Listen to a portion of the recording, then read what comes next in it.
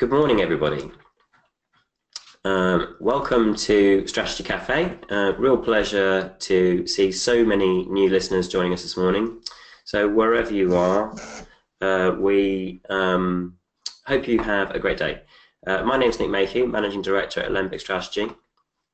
We help business leaders of all sorts address their challenges more effectively, including leading themselves, leading their teams, supporting them to transform their organizations.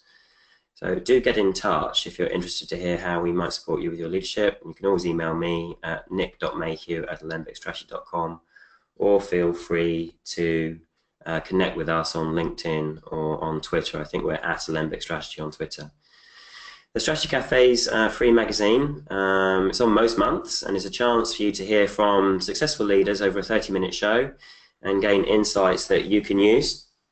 We've got copies of all the past episodes on the past events part of our website. It's at www.alembicstrategy.com, and we're going to be shortly putting a YouTube site up with notes from our team, audio files of leader insights, and animations, and more of that to come. So that's your quick intro to us. In a moment, I'm going to be interviewing Nick Easter.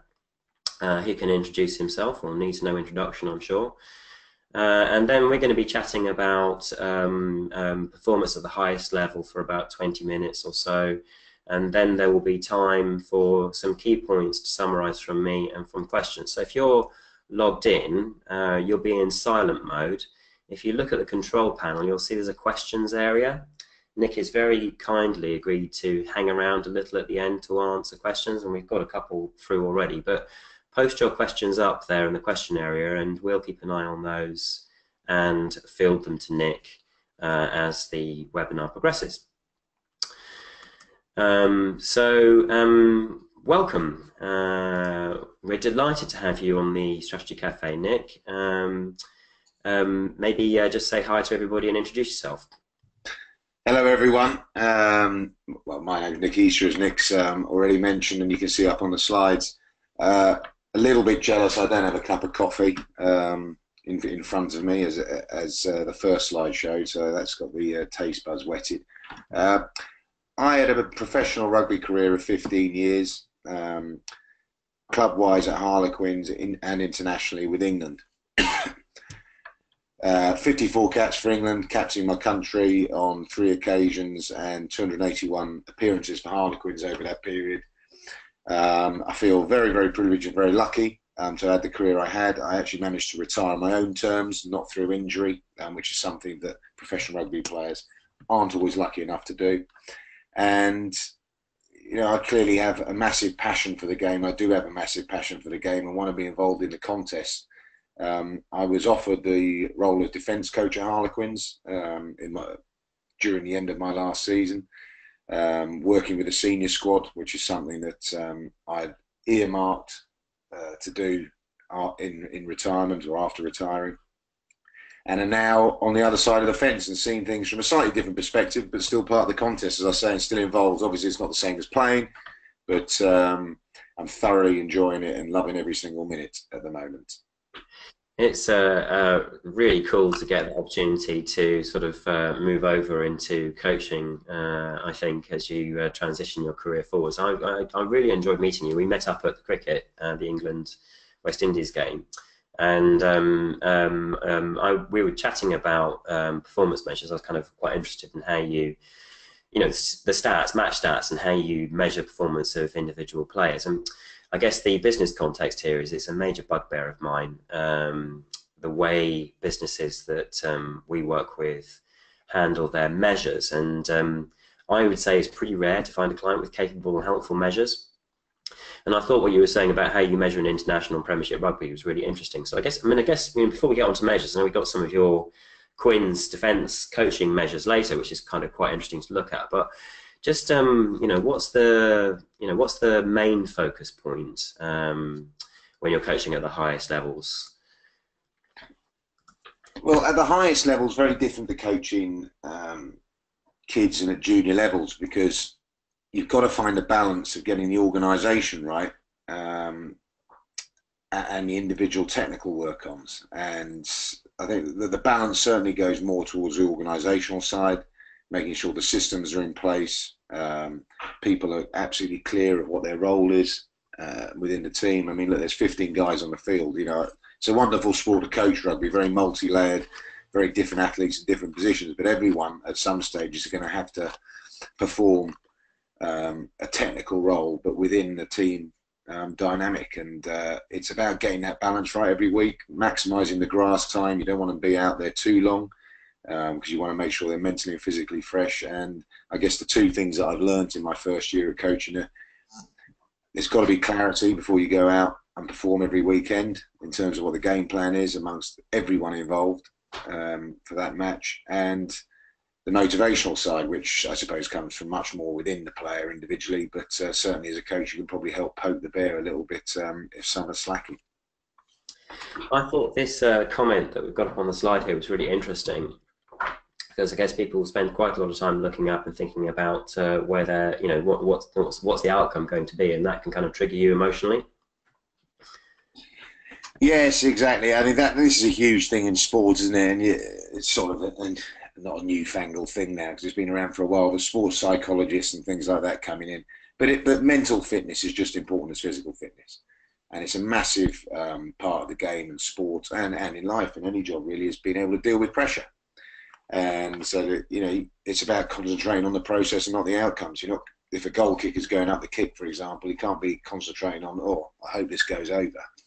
Or he can visualize it going over, but he's got to get the moving parts leading into the kick absolutely correct. And he would have practiced that a number of times, which is important. It's also important that you practice correctly, and which we'll come on to in a bit.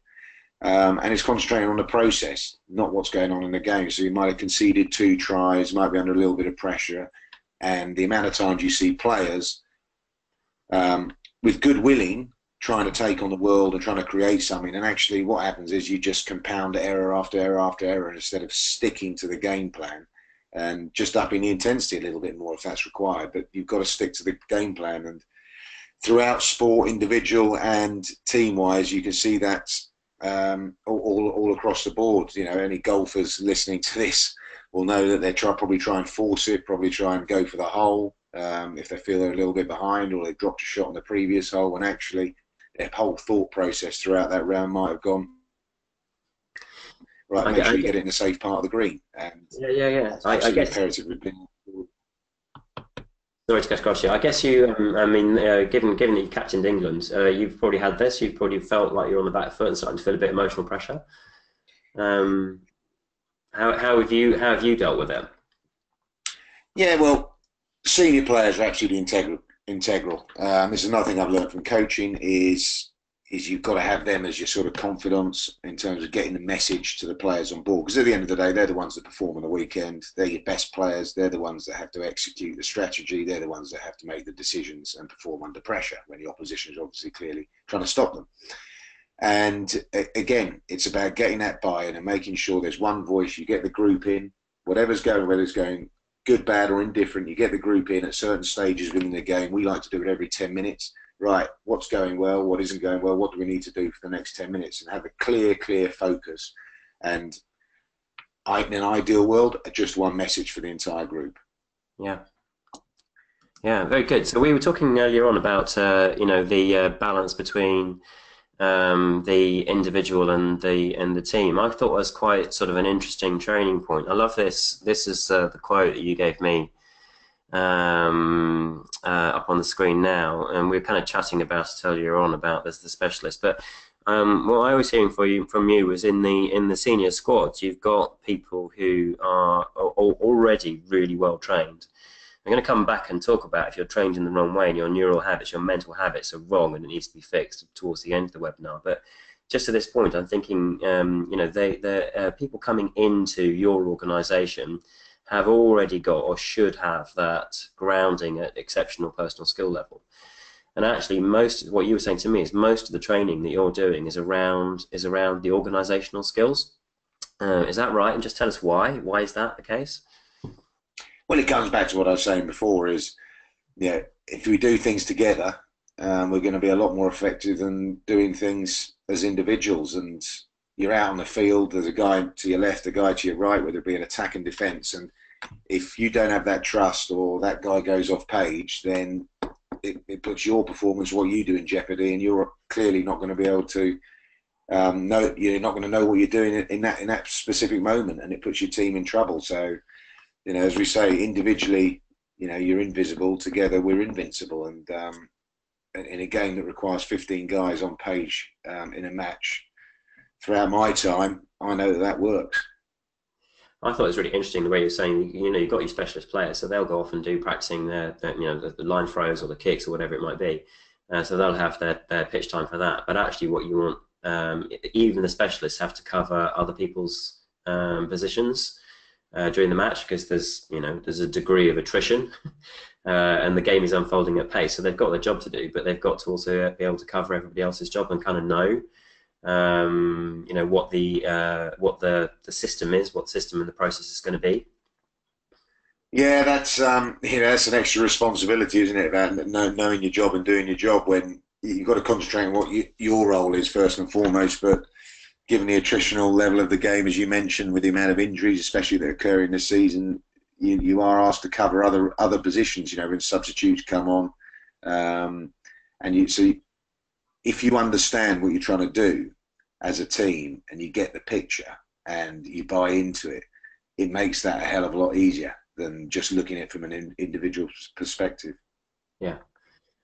So maybe let's get on to this idea of measuring. So do you want to just talk us through how you guys, so I think you've got your attack coach and you've got your defence coach, and there's maybe other coaches around. So just give us a bit of insight into the Quins coaching team and how you guys put together your performance measures. And then we're going to show everybody some of those measures. So you've got quite a unique opportunity here. You're going to see some of the Quins match performance statistics from I think the ones we've got from the last Saracens match, which was last weekend, if I'm right. Yes. So just tell us how you organise it all and what we're going to see. Yeah, well, first of all, the structure of how it works from the coaching perspective is, right at the top is Director of Rugby. At Harlequins, it differs from club to club at times, but the Director of Rugby, he's in charge of everything. He's in charge of selection, he's in charge of recruitment, but he actually does very little, if any, on-field coaching. So the next guy in line is the head coach. He will organise, clearly who is training, get it from the medics, who's available to train, and also the structure of training, with a bit of help from the assistant coaches, of which I am one of them. I am the defence coach. You've got the forwards coach, backs coach, and the head coach also doubles up as the attack coach as well. So, how much time we want over the course of the week will be fed back to him, and he'll come up with a structure, and we'll meet every single morning once we finalise numbers to discuss exactly how we want training to go. And there'll be a balance between making sure we're getting it right and the quality of training, but also the intensity levels that are required as well, because you can't have a low week and then go into a game where you're required to run a lot more or make a lot more tackles if we haven't been conditioned to do that. So there's a lot of moving parts with it, and as the season goes on, you've got to make sure you get that balance right, because as I say, it's most important that they're fresh mentally and physically. Pretty interesting as well, isn't it, Nick? You've got so I know you've got I think Danny Kerr is off playing for England at the moment, isn't he? And some of the other players in your team not around for injury or whatever. So, and there's a lot of matches, to be honest. Yeah, there's a lot of games. You get to sort of this stage, later stages, a lot of the conditioning and gains you're going to make in the gym and stuff like that, that's already been done. It's about maintenance. Your sort of rugby fitness and conditioning is up there. But individually, everyone's kept an eye on. We've got these GPS monitors. Also they count how many tackles, rucks, mauls, scrums they might have been in over the course of a game, and in training that all gets logged as well, to make sure that the workload and the volume's spot on, not too little, not too much. And going into that, that's what tends to happen. That's why you get injuries in one position. So Danny Kerr goes away with England, for example, and suddenly you've got your second and third choice 9 are actually doing more reps in training than they're used to, because Danny Kerr's been doing quite a bit of them, and they've been swapping in as well. And it can cause them to break down, and then your fourth and fifth choice come in, and it can cause them to break down, because suddenly the workload is much greater than they're used to, and you're not able to share it. So that's something we've learned in the last couple of years, of why you get injuries in the same position. But look, that's the nature of the game.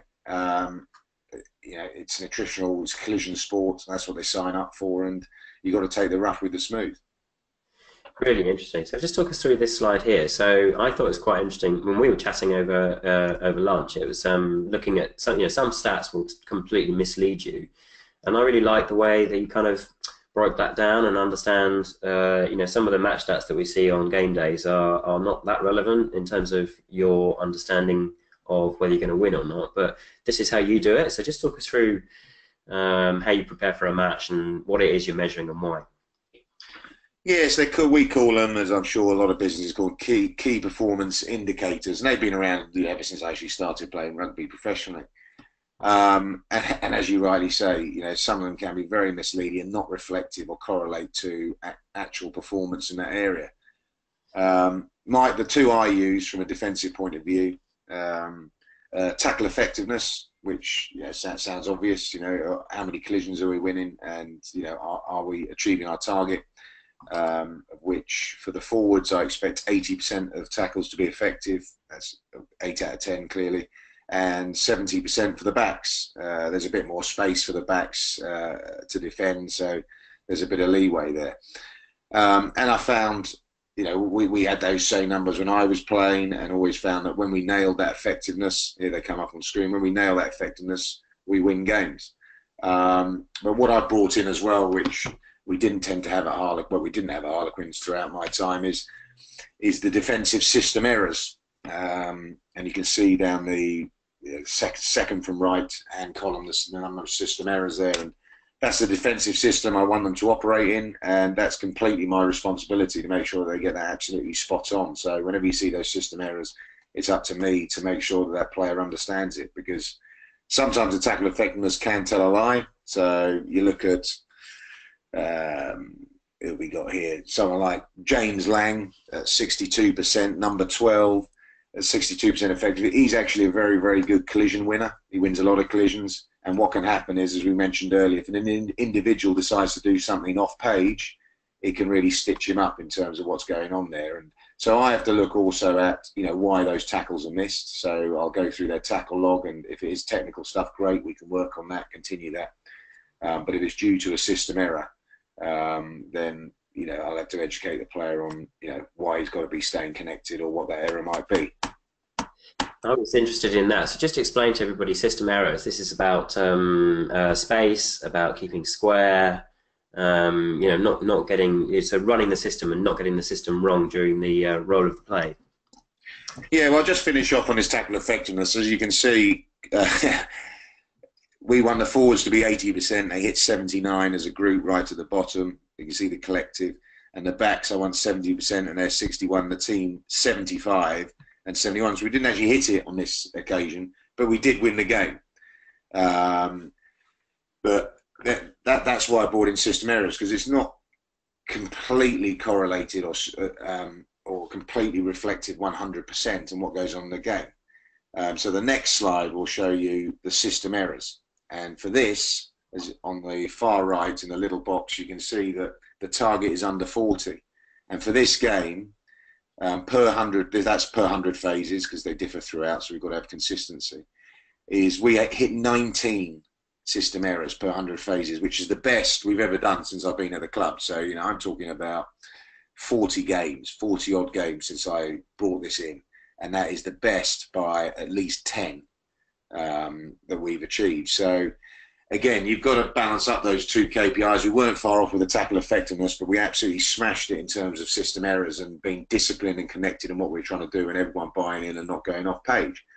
And all that does is reinforce exactly what I said at the top of this broadcast, was that together we're invincible. So guys might make mistakes and miss tackles, but if we're connected, someone's there to back them up. So you can't get bogged down in your own performance. You've got to do what's best for the team. And you can see in this occasion, we absolutely nailed it. So I'm just going to flick back to the last one, tackle effectiveness, and just then flick forward to this one as well. I just really love this. So you've got a really lovely sort of rag analysed set of numbers in the middle. So at the end of the game, I know you spent hours watching the game to rate each tackle and look at each of your players and to look at where they've gone off system, etc. But lovely sort of green, amber kind of visual, which kind of instantly tells you where you are and where the issues are, and then you've got that extra data behind that to give you the nuance of that. But also we can kind of see here, you know, how it's made up. So we're looking at effective tackles, ineffective tackles, missed tackles, and there is that nuance which is truth to life. You were telling me the other day, like you might have someone who's slightly out of position because of the way the game's rolled, and is not matching up against his counterpart, and so therefore you can't really, you know, he may have taken the guy down even though he's, you know, a stone lighter or whatever. So it's not you know, it's not a, you've got to watch it and actually understand the points, but at the end of the day you get this lovely visual thing. Yeah, and you know, this is all subjective as far as I see it, and I've got to be realistic. As you mentioned, if you get a big guy in a wide channel against a winger and he's done as well as he can do to bring him down, although he might have lost the game line slightly, well, I've got to, you know, I've got to understand that's as well as he can do. That's the best I can ask for. You know, watching that from up top, I'm thinking, my God, he's going to get skinned, or the guy might get an offload away. But what it can tell you this is there's tackle completion, which, you know, some of the listeners might be thinking, well, you know, there's tackle effectiveness, tackle completion. Tackle effectiveness, as I mentioned, is what I focus on. The tackle completion is 90%. That's a 90% target throughout for the forwards and backs. And if you just look at Elia, number 2, the second guy down, you see his completion is 92%, but his effectiveness is only 58%. So that tells me that actually he's in a position to make a tackle, but his tackle technique's pretty poor.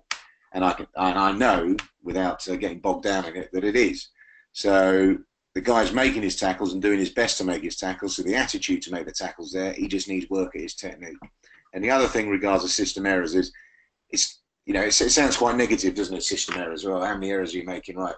Yeah, and we have got a target, keep them down to under 40. But, you know, on the right-hand column, there's also system wins, and you've gone, you know, to the next slide. Well, no, it's fine. You can go to the next slide. It's system wins as well. So there are rewards within that. So if you go to the next slide, Nick, and you can see that's, you know, any turnovers won, impact tackles, any kick pressure applied as well. And again, what was phenomenal about this game is actually we nearly had more system wins than system errors, when the ratio is usually 4 to 1. Or 4 to 1.5 when you play a game. So that was a pretty phenomenal outcome.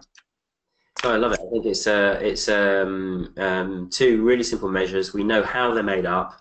You can identify specifics to take back for feedback for quality improvement effectively. And the summary gives you a quick visual which shows you how that went. And this is one of the top matches in the season, isn't it? This is a tough Premiership gig to go and play Saracens and come out and come away with some points. So fantastic stuff. Just on that then, so just tell us a little bit about how you know, the analogy here for business is like planning the next production round, or planning the next order deliveries, or planning the next projects out. But what's your tip as a coach for that weekly game plan for the team? Yeah, so we're playing Exeter this weekend, and yesterday we split up basically in there's 3 aspects to the game that we'll feed back to the group, and we'll have certain players within that group. So we would like to empower players to understand it. As I mentioned, you know, they've got to be on page, they've got to know exactly what's required. So we'll do our analysis on Exeter, and we'll feed back in 3 different areas: attack, defence, and game management, i.e., you know, the territory battle, the kicking game. And there'll be about 2 or 3 points on each, with video clips which were fed back by you know, a representative of each group. In that strategy group, there's 5, so I'll have 5 players in my defence group. There'll be 5 in the attack, 5 in the kicking group, and one of them will feed back each week, and that will provide a tip sheet, and there'll be 2 or 3 points on each of them. But then overall, we'd like to keep it to a maximum 3, ideally 1, but probably 2, in terms of the clear messages about what encompasses all of that. So, for example, attack, you know, we want to play with plenty of width this weekend, for example, and we want to fill the field defensively. Sounds obvious every single week, but I'll just use that as an example. I'm not saying that's what we're going to do, but the message, well, that's the same as attack, the same as defence. So on message would just be filling the field, making sure we get our width and filling the field. So guys have just got to be thinking, well, are we filling the field? Am I getting my spacing right in both attack and defence? Because it's very important just to keep it simple and have a maximum of 2 messages, I feel, because we go back to in the pressure cooker, under pressure. You know, guys just got to be thinking about one or two things max. And are you executing it? Are you doing your job as far as that's concerned? Because it gets pretty heated out there, and there'll be moments this weekend when it does. There's literally too much for people to think about in the unfolding moment when they're under pressure. And so, in terms of instructions for that one play, you've got to keep it tight, keep it really simple and memorable. Just things that they've one or two things that they've just got to keep in mind for this particular play. Yeah, And that will help. and things can change, Nick. So I go back to the point I made about when I was a senior player, and our senior players call the group in every 10 minutes about how things are going. So, you know, we use that example. We might have said, right, let's spread, let's make sure we fill the field in attack. Well, they could be completely nullifying our attack. So it might be, okay, well, we've got to narrow it up a little bit. We've got to get through the guts. And that'll be up to the senior players. We'll try and radio down some messages as well from the coaching gantry. But those messages have got to go on. So the message will be, right, every time we get the ball now, we're going to go through the guts. We're going to target this defender, that defender. And that will be the message for the next 10 minutes. And I think it's really important that what we found is you break the game up into 10-minute sections, because things change, perceptions change. It might be something to do with how the referee's refereeing the breakdown, for example. And right, you know, everything else stays exactly the same. We've got to make sure this is what we're doing at the breakdown to get our rewards, to get quicker ball or to prevent them getting quick ball, whatever it might be. So, again, it goes back to, you know, my love of the game and how multi-layered and fascinating it can become. It's great stuff. I'm mindful of time and just wanting to push forward to wrap up. And just a couple of comments from me. So, those of you who've listened to us broadcasting before, other business leaders, just wanted to pick up on some resonances here. So, if you go and look on our past events site, you can listen to Professor David Dunaway's interview. Just there at the top of that slide, one of his key points, you know, that point's coming through from Nick as well about practicing and continually innovating. So make sure you've got all those basic things that you've got to get done right in business perfect, and that is a lot more practice and training needed than most businesses do, in my experience. In order for people to become very, very good at something, then that training needs to be in there, that intensity level, in order to generate that additional capability. And then the other one I think which really resonates with this is Peter Callahan. So one of the first webinars that we did, and he talks about business being like baking a cake. You need the right ingredients and you need the right process. And once you've got that quality of ingredients and process, then repeat that, repeat that, repeat that. And I think that comes through really strongly. Also here in the sort of broad and evolving context of top level sports, that fundamentally it's down to getting the process right, having a high quality process, measuring that, and once you've got that under control, then you should win and the stats should run in your favour, depending on the strength of the competition. So really interesting resonances. And just before we get to questions, I just wanted to pick up on this chat, because we were chatting about every now and then there's a player who makes it to the highest possible level, and what makes that difference in a player that perhaps gets to, you know, their Premiership contract, doesn't make it on from there. And some players obviously do. They obviously drive themselves so much further. And you were talking about Jason. So just, you know, what is it that makes that difference, Nick? Well, first of all, champions, they have an innate desire, they have an innate passion of where they want to go and motivation. And they will work hard every single day. And what they'll work on is perfecting techniques. And you know, you talk about practicing, but it's got to be the right practice. You know, there's no point in practicing poor techniques.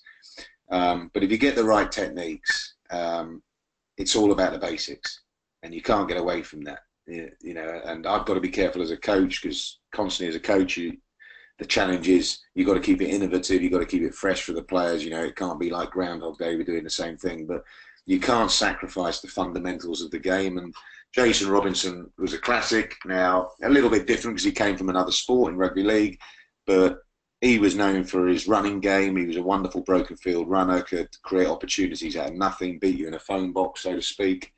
But things that weren't the glamorous parts of the game, but he knew were the nuts and bolts of his position and absolutely critical to how the team performed, were his high ball catching. For a guy 5'7" was going to be quite hard when guys were going to contest the high ball against him. So his technique, his timing had to be absolutely spot on, and how he caught the ball as well. So, you know, narrow the margin for error. And his kicking, which he never did in rugby league, but he had to learn to kick effectively. Now, he was never the greatest kicker, but he learned he taught himself well, he actually didn't he learned a technique, the correct technique, to again reduce the margin of error. So every single time he kicked the ball, it was very effective for England and for Sale. But this guy, he had a mentality that he wanted to be the best, and that was every single day, whether he woke up in the right mood or not. He wanted to be the best, and he made sure he practiced the basics, and you can't get away from that. Fantastic. So it's that fundamental drive and then repetition around the basics. We were talking about other great sports players who've been, like Nick Faldo and what have you, but kind of similar message that comes across, I think, that that personal commitment to being the best that you can be, and day in, day out, sort of practicing what are the basics of that. Let me get better at that. Wonderful insight. So I'm just going to wrap up quickly, so conscious of the time, and I'm delighted that you've agreed to hang around for questions for a bit. So, so why do some people make it to the top of the game when others don't? What's the difference? I think that great point about that personal commitment to excellence, making some people stand out from others, and that personal drive and attitude being the point of difference. So key points for me, season of wins is built from process accuracy. When you set your goals for the period, you need to ensure how each key process, you need to know each key process in order to win. Clear out all the other ones, so make sure your processes are relevant and your measures are relevant. Make sure the quality of that process is excellent. And then in order to get there, you've got to train hard on that process. When you're working as a team, you've got to train harder than most people think. And winning a season is built from the accuracy of each process each time it's used. So just questions out to the audience. If you've got those 2 or 3 simple measures that everyone can understand, you can break them down and know what they actually mean, rather than reading a set of stats and being a bit opaque and not really understanding how they're made up. Something you can actually understand and work with, and making something tangible. So questions out to everybody. What's the one thing from listening to Nick Easter today that you're going to act on from today's workshop? What's that one thing? Quick wrap up. So come back to the past events page. You can see the web location there. The slides and the audio from Nick's session will be up, so you can come back and listen, play it to your team members if you want them to pick up on a lesson and motivate them a little bit. Some of our other past recordings are up there, which have been fantastic. Come back and have a listen to those if you haven't seen them yet. Next time, we're going to be talking about running the City of London with Neil Redcliffe, who's Sheriff of London, working at the Old Bailey with the Lord Mayor. So that should be really interesting. So that's not on December, but in January the 18th, running the City of London. And January the 24th is our next London Leaders Forum, subject to match commitments. We're hoping that Nick will join us for that. And we're going to be talking about digging deep when the going gets tough and building that personal and business resilience. So if you're interested in finding out more about our next Leaders Forum, get in touch. And then February the 27th will be our next Executives Forum, which is going to be around strategic thinking, problem solving, and personal goals. So hopefully we'll see you for those. And thank you very much for listening. So Nick, if I can throw back a couple of good questions to you. So one of them is about how do you stay consistent with that practice while remaining flexible with whatever the match throws your way. So how do you balance up staying consistent? Is it just down to breaking up that the match into the segments? Yes, exactly. As I mentioned, I found that the most in my career, I can tell you, I probably remember about 2 or 3 pre-match talks and probably about 2 or 3 halftime talks. But the most effective ones I found were when you did just focus on the first 10 minutes of each half, and you gave those clear messages. And as I mentioned, once those senior players are on board, the guys making the decisions out there, and you are now radio linked in to guys who run on the field and deliver the water, so any messages can be brought on to help them from the coaching staff, is the picture can change. And it's making sure you get your preparation right and your training right as well, because there's no point in practicing during the week for one thing and then you're asking them to change on a weekend and they've never ever practiced it. So it's about throwing up different things. So you could, if you're talking from an attack point of view, you could say, right, I want them really, really tight in defence. See if they can see the picture change to that, and you don't tell the players. You just see if they see that picture change and whether they actually identify it themselves and play what they see, and vice versa if they go really wide or if they're shooting out the line.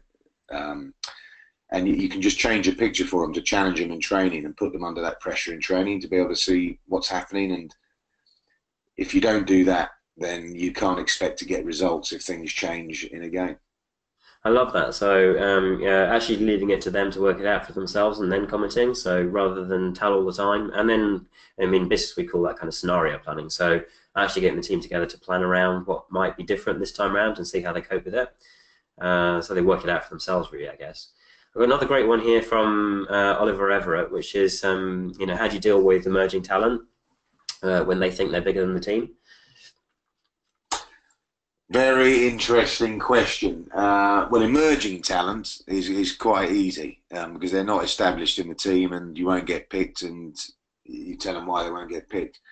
The established talent who struggle to break out of old habits, that's what we found really difficult. Is you get established international players who have been successful in the international stage doing something one way, but actually we want them to do it slightly differently without taking away what their strengths are as an individual. You've got to manufacture game plans and bring you know, certain plays in to suit the players you have. I mean, that's just daft if you don't.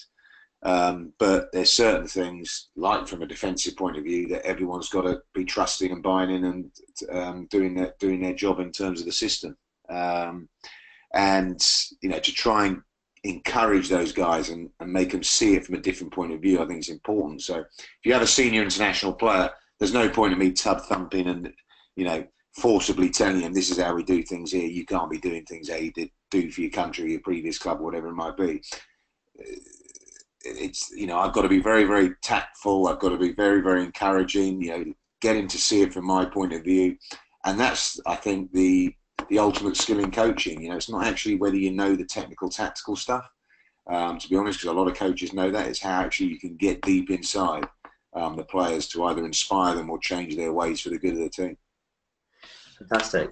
Great stuff. I think we've got time for one more question. How do you lead a team to adopt what feels like a new process or habit? Sorry, say that again. How do you? So we were talking. I think this may be resonant to ball watching as opposed to man watching. So how do you get the team to adapt into a different way of being, especially if they feel like what they've done in the past has worked? I guess that relates to the last question. But you know, when you're getting the whole group to change system. Well, it was actually brought about from a lot of senior players wanted to do that system, so that made it quite easy. Plus, yes, plus. You know, I wanted to do it as well. It makes for a more aggressive defence. It makes for a more dominant defence. Not quite working at the moment, but we'll get there. And you've got to keep plugging away. You've got to give them a reason why. They've got to understand why, which is explained to them, and they all get it. And then you've got to go out there and practice it, and then they find out how they're going to do it. And then once they get the rewards, once they see the benefits of it, that's when they build confidence, they build trust, and it becomes autonomous with them. And at the moment, everyone's fully on board with it. There's no discerning voices or anything, and they get exactly why it's done. And when you get the rewards, like you do against Saracens, as I mentioned, because the system stuff was outstanding, then all that does is reinforce it and hammer the point home. But it's getting that consistency. It's getting that consistency and making sure. The thing is with defence is it doesn't require as much talent as attack. You know, in attack you require the guy with the speed, the footwork, the power, the offloading ability, you know, the ball playing ability, whatever. The defence is more no talent, and it's an attitude thing, and it's about turning up with the right attitude every week. But within that attitude, you have to have a system, and you know, as we saw from those stats last week, it worked well. I think you're a guy with plenty of talent. You know, quite difficult to take the ball over the try line as number 8, and I think you've scored some records there. It's been an absolute privilege and pleasure to listen to you this morning, Nick. And thank you very much for giving everybody your time. And so we're going to end the webinar now, and wish everybody a great day. Come back and look online, and you'll find the MP4 file up there shortly. and look forward to seeing you on the next Strategy Cafe in January. Thank you very much, Nick.